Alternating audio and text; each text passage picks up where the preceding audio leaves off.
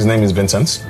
This is not my bill. You have the wrong table. Have you lost your eyes? Switching gears now, African movies have fans across the continent, and one service is delivering the films via streaming. The service is called Iroko TV. Jason Njoku, who founded Iroko TV, now commonly known as the Netflix of Africa, shares a lot of his story with fans on Twitter. However, few people know about how difficult he found it, and continues to find and run businesses in an emerging market like Nigeria.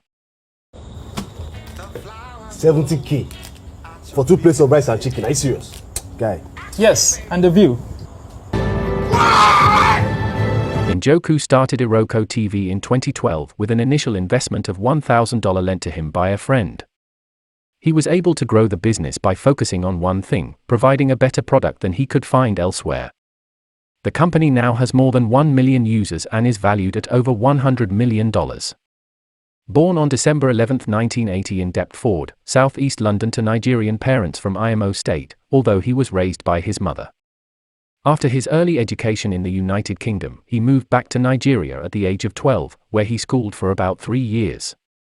At the age of 15, he returned to the United Kingdom for his college education at the University of Manchester. He read chemistry and graduated in 2005. Straight out of the university, I focused on entrepreneurship or whatever I thought it was. And I was a certified failure. So, from 2005 to 2010, I was a decrepit failure. During the years after he left college, his businesses kept failing one after another. He claimed that in a tweet saying, "At least 10 enterprises crumbled under my hands." When nothing seemed to be working out as planned, Njoku returned home because he felt like quitting his entrepreneurial dreams. This feeling only lasted until he saw another problem that needed solving, one that would lead him back toward success. His mother wanted to watch Nollywood movies there in the United Kingdom, but could not get any online streaming platform to access quality films.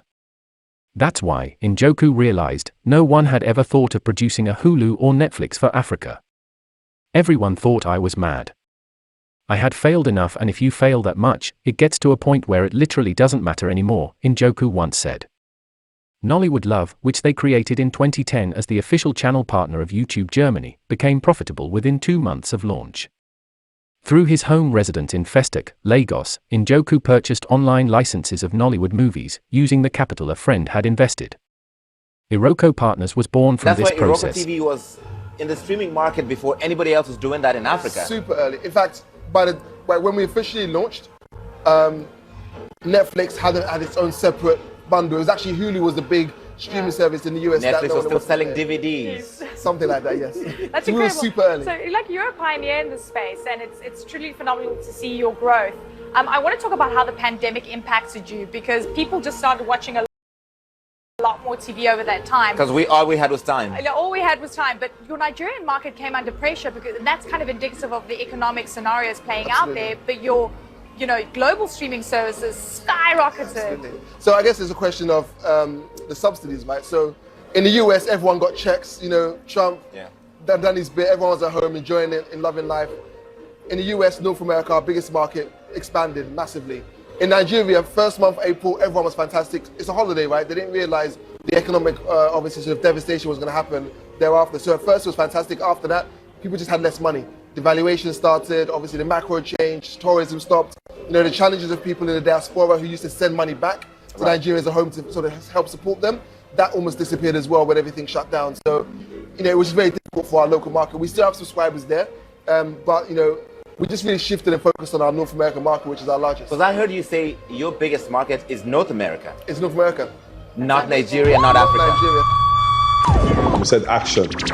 They give us something special. What this show is about is taking someone that wants to be an actor, actress, from wherever you are right now to instant stardom. This is good. This wasn't peculiar to any country. It was for everybody. We had people who did this everywhere. One of the first things we did when we got to each country was to brief the contestants a little bit about the expectations of the show. So the giving opportunities to feature in different Nollywood films. seeing these people who wanted to take their craft to the next level come out for the auditions.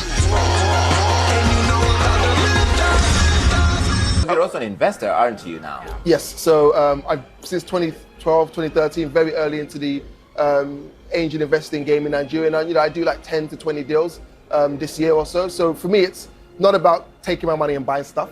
I've been buying stuff for a very long time now. I mean, it's about investing. A private jet is nice though, from what I've heard. I'm Nigerian. That's almost in my destiny. It is destined to happen. Absolutely. Eventually, they secured an initial investment fund amounting to $3 million from Tiger Global Company in 2010, and another $22 million from international VCs including Investment AB Kinnevik and Rise Capital. Jason and his friend Bastian have invested in over 10 companies since 2013, each one more successful than the last. It's this lifelong learning process, going from failure to failure but eventually finding success and happiness with money, that makes Jason Njoku the success story worth telling in our series. The African Cow.